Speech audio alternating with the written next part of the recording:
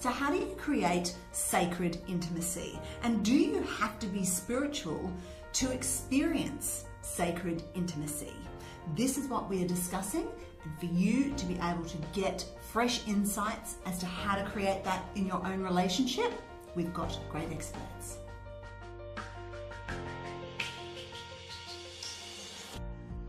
Ladies, what is sacred intimacy? Because there's a lot of perceptions of it out there. Different people have different ideas. If we could get your definitions to help our viewers, that would be great. Leanne, I'll begin with you. Okay.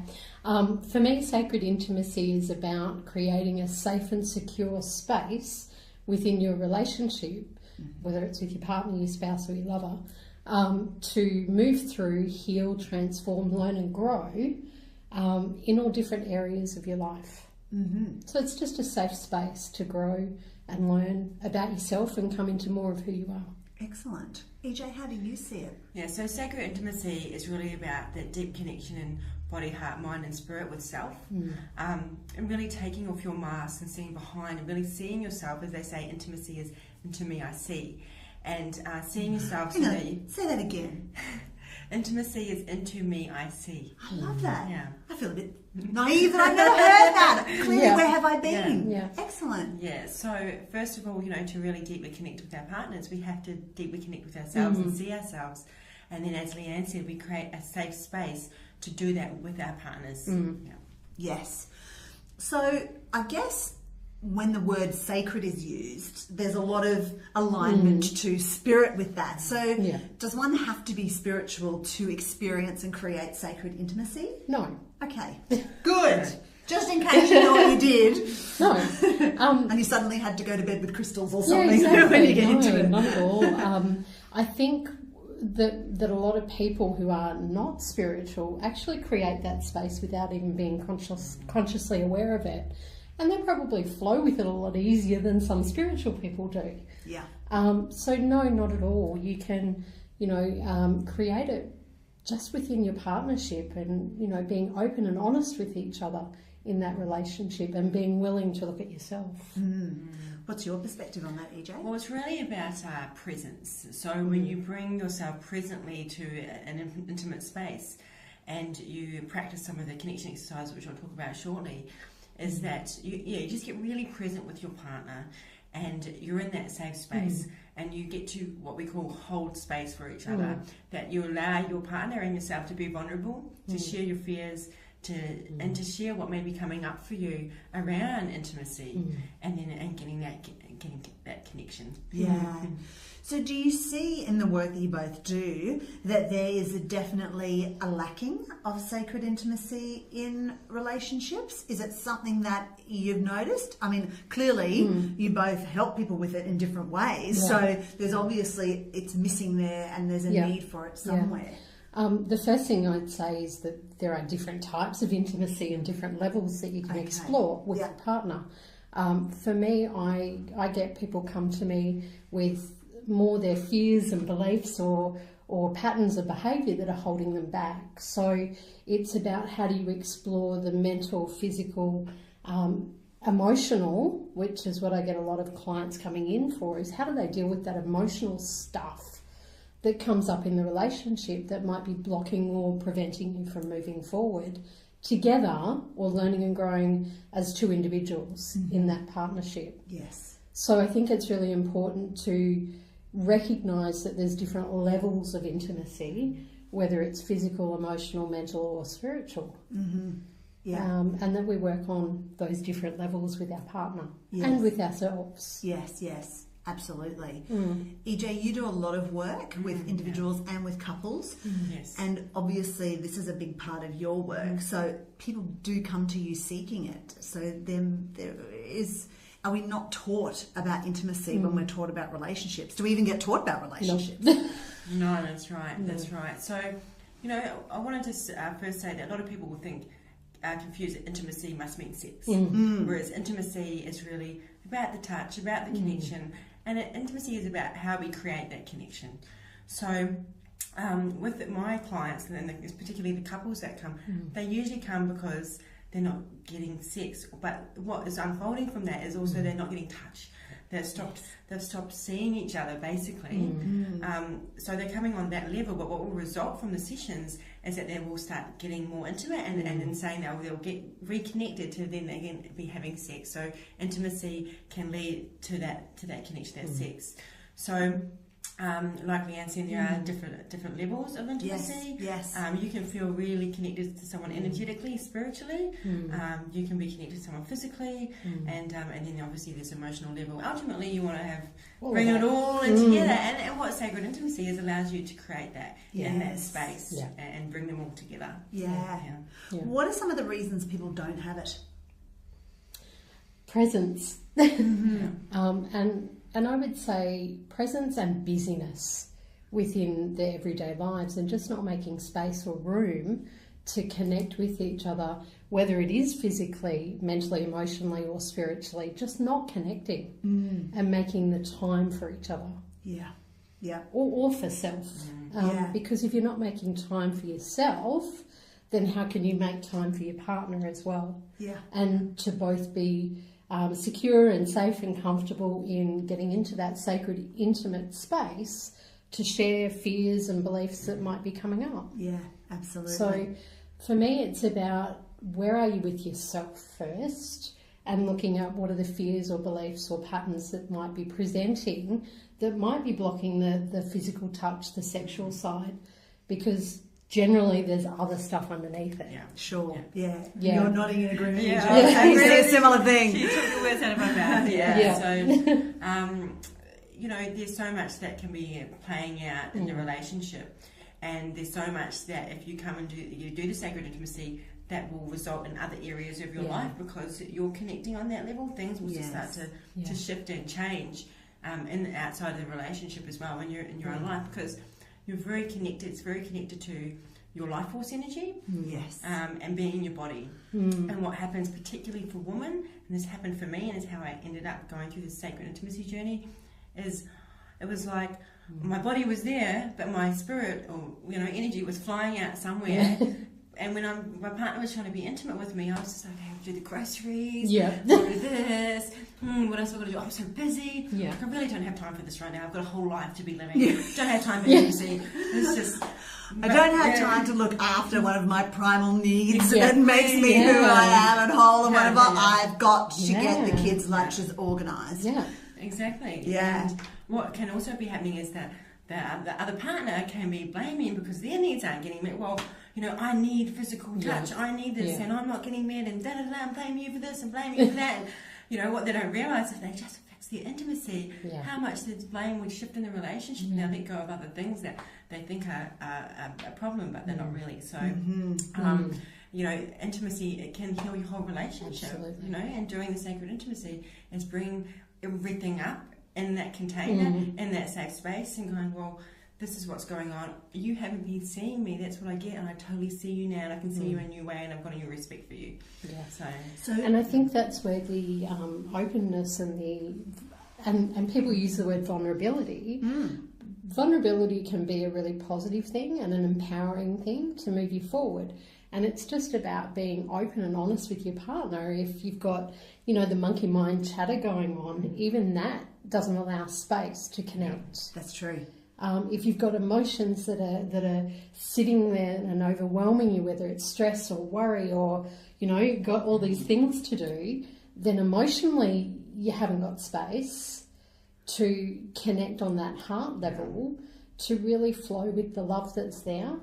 So you've got to actually acknowledge that first. Because if you don't, then that's what's getting in between your relationship and your connection. It's too busy. Everything's too busy. And it is. And the reality is we can create time. We can create the space. It's just being willing to. Yeah, exactly. So the other thing that I wanted to mention before we get into strategies and insights on how to create that, EJ, I know in your website and some of the things that you share and touch on, you say that a lot of shame gets in the way of allowing people to create that space. And the other thing that you mentioned was guilt.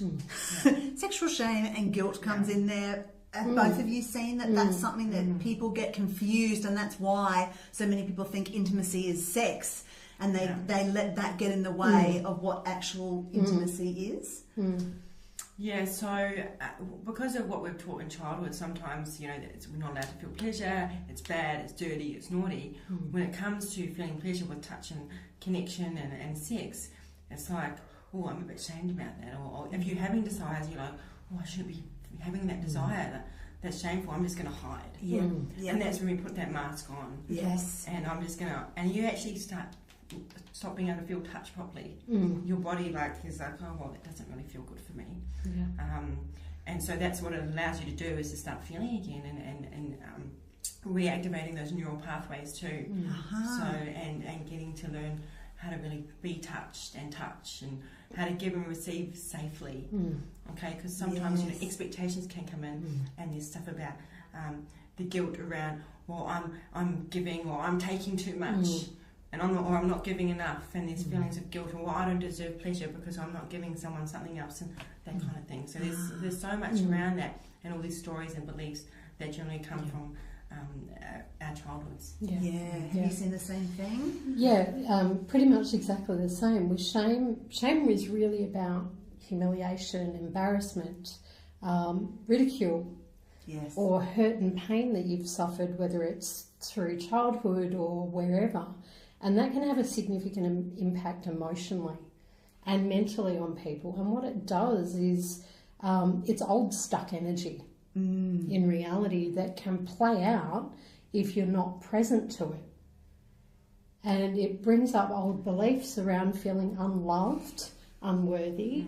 You know, if you've grown up in your childhood being criticised, or with bullying or ridicule or that sort of stuff, particularly with kids, then that can have a significant impact on people as they grow up and result in low self-esteem, which then impacts the physical intimacy side as well, because particularly women, and men do as well, but particularly women look at, well, am I worthy enough? Am I attractive enough? How do I look? And, you know, so it brings up that the mental side of the connection and the emotions that go with it that can impact whether or not you step into a space to be physically intimate. So there's, significant impact. Shame, and then the guilt that comes up. I shouldn't be feeling this. Expectations of yourself, you know, I should have moved past this. If you don't have the language for yourself first to stop that, there's no way you can then express that to a partner, can you? Excellent. Well, what we're going to look at now are the strategies and insights that both of our experts can give you to help you create sacred intimacy.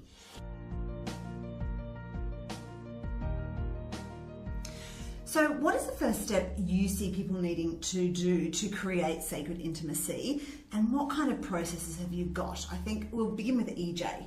What would you like to tell people? Sure. So the number one thing is to get present.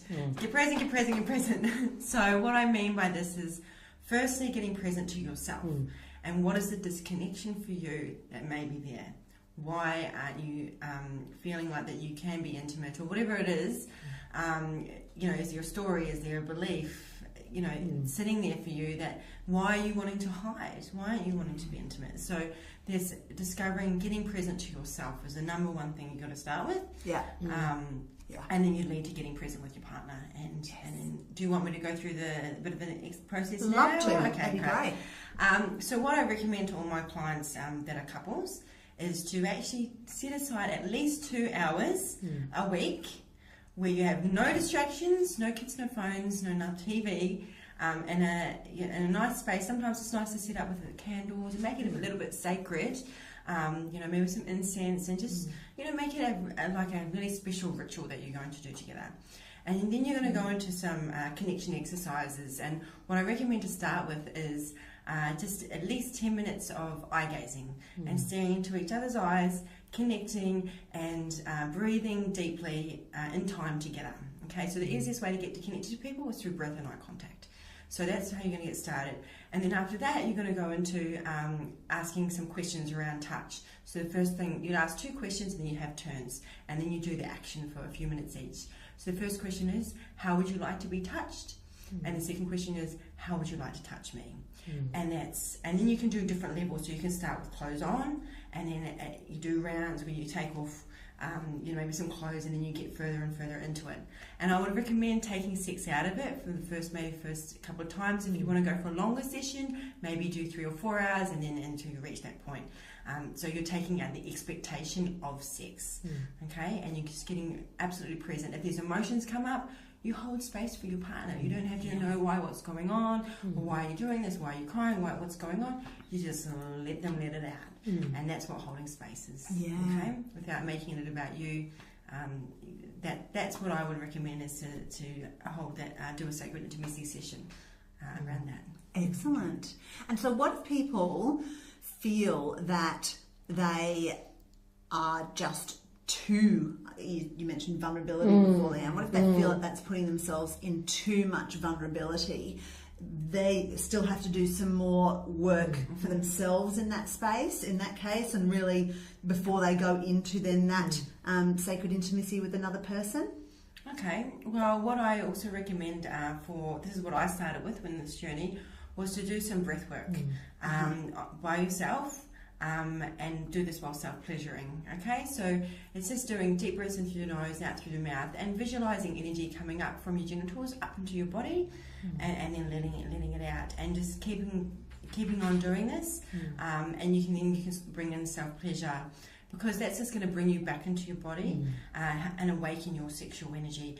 And the first time I ever did this, I actually started crying because I felt all the shame. I was like, oh, I'm self-pleasuring and it feels good. And even though I'd done it so many times before, I wasn't present all the other times. I was like, I'm just going to rub this one out. Just going to get it out. Didn't happen. Yeah, right. Yeah. So I was taking the time to really feel pleasure and not rush it. When we slow down, the more present we are and the more we feel. Yes. Yeah. So 3 times a week, at least for 10 to 15 minutes. Yeah.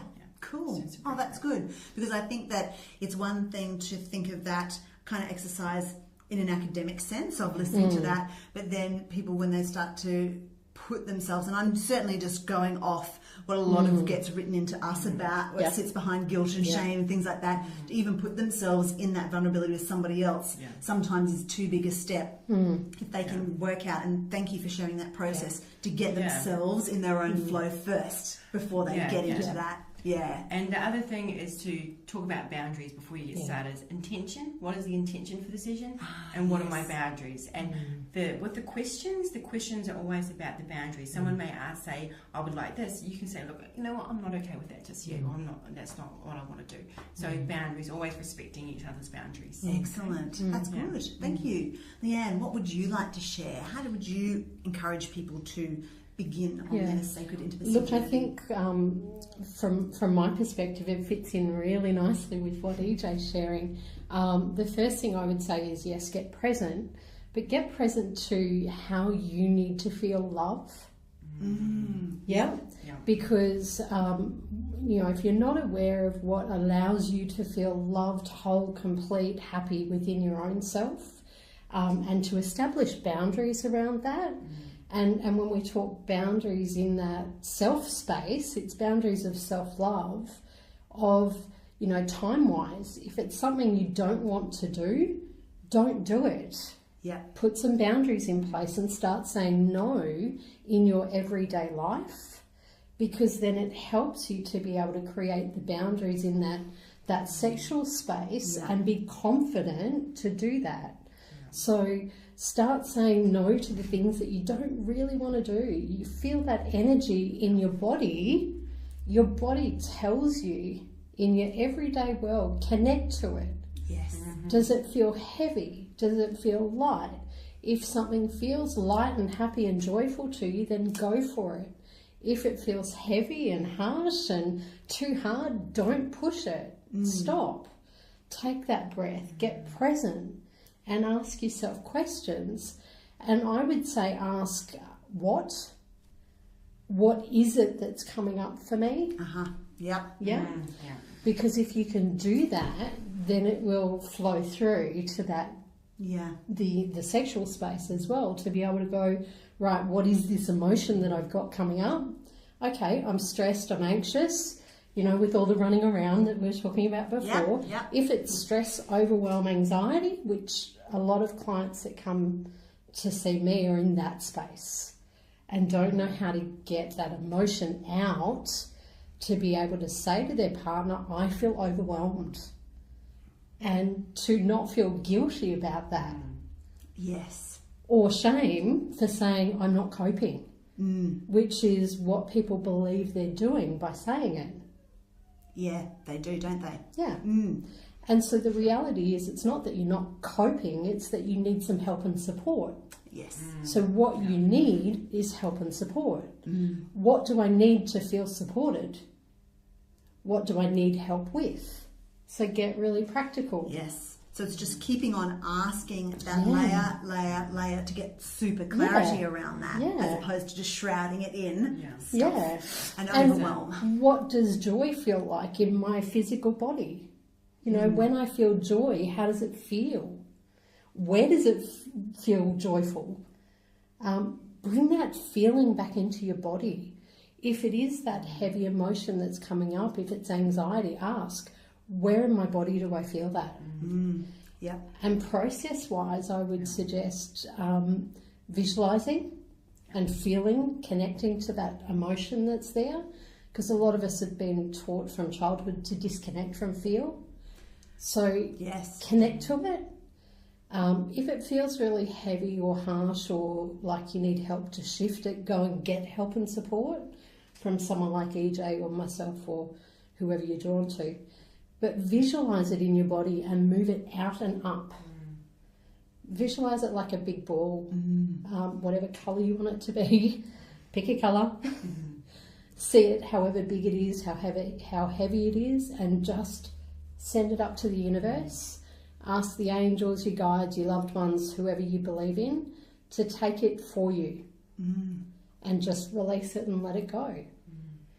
And then ask and breathe in love, joy, peace. However that looks for you. Bring it back into your physical body and just keep breathing until that feel is there. And then move forward. What do I need now? Yeah. But it is that reconnection. It's interesting with that exercise. You giggled when you said whatever colour it is for you. When people actually do it, though, there's usually hardly any hesitation in being able to describe exactly what that pain, shame, guilt, whatever it is, how it looks, how it feels. There's taste to it. There's where it sits. Like honestly, it's releasing, isn't it? People start describing it. They're able to give it such physicality for what was sitting emotionally in them. And the other thing I would suggest is journaling. Is a really beautiful process for self-love. Do you mean journaling? Journaling, writing, typing, whichever way, speaking, whatever you want to do, to connect to, well, where does that, if it's shame that's coming up for you, where does it come from? When did you first experience it? Who were you with? What was going on? And just journal it and get it all out. And then step into a space of forgiveness. Now, I mean that from your own self. Yeah? Forgive yourself for holding on to shame or guilt that might have been sitting there for a long time, because it's often stuck old energy. So forgiveness is the key. Forgive yourself for believing that you're unworthy or believing that you're unloved, and just know that you are.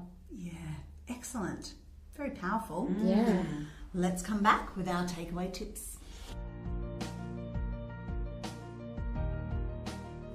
What would you like to share with our viewers as final tips for them to create more sacred intimacy in their lives? EJ? Well, I would like to really suggest to you to take time out for yourself first. And that might mean that you're going to seek pleasure in a nice warm bath, or you're going to do that self-pleasure ritual, and really getting coming into your body, because that's what the problem is that you're just not in your body. You're out there somewhere, like I was, if you're not able to be in an intimate space, and you're up here, and you need to get out of here. So there's lots of things that you can do to get back in here. Yeah. And also spending some time perhaps dancing or shaking for a few minutes, and then going into some touch, just touching your body really softly and seeing what you like. How do you like to be touched? And touch yourself, and seeing how that feels, and then doing a bit of that breath work that I suggested before. So it's all about presence and getting present with you, and finding where those disconnections are. Excellent. Leanne, what's your tip? Very similar to EJ. I would also suggest dance is a really good thing for couples in particular to embrace. It helps with building trust and seeing where you're at in your relationship. And, I'll use an example. I've done salsa dancing, and you have to dance with your partner and allow them to lead. Yeah. How was that for you? Was that a bit of a challenge? Only because I have done the same. And look, seriously, if I look back to 7 or 8 years ago when I first started with my partner at the time, I so didn't trust him, and I wouldn't allow him to control or lead. But now I've been back since, and I'm in a completely different space in terms of how much I would allow a man in that space to lead me, because I trust. Yeah. So there's lots that you can actually get from going to a dance class in terms of that intimacy space and physical contact. Very much. Whether you know the person or not, it doesn't matter. So I would say work on trust as a first and foremost, because you can't create sacred, intimate space without trust. And where that stems from is your own self. How much do you trust you and your feel and your emotions and where you're at to take action? So connect to your intuition. Yeah. Trust it. Start taking the action that you're guided to take. The more you can do that, the more you flow with trusting you, and then you can allow someone else into that space that you can trust as well. Yeah, excellent. Well, that's how you create sacred intimacy. It begins with you, as both of our experts has shared, as EJ shared, into me I see, go into yourself first, work out your boundaries, what works for you, before you can create that sacred intimacy with another. But taking that time out to work that out means that you're on that great step to make sure that you can create the sexual intimacy, or rather the sacred intimacy, that you want.